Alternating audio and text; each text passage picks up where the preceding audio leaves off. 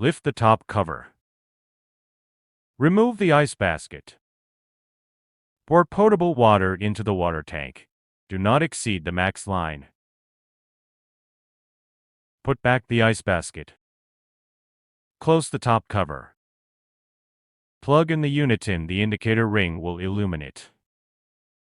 Press the power button to turn on the unit, and it will start making ice after 5 to 7 minutes. During the ice making process, if the water is insufficient, the add water indicator will light up to remind you to add water. When the ice basket is full, the unit will automatically stop, and the ice full indicator will illuminate. You can use the ice scoop to remove the ice. The ice full indicator will then turn off and the unit will automatically resume ice making.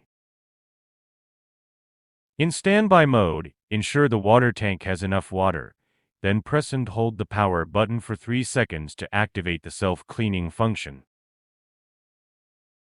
During self-cleaning, the indicator ring flashes alternately between red and white, and the cleaning cycle lasts 5 minutes.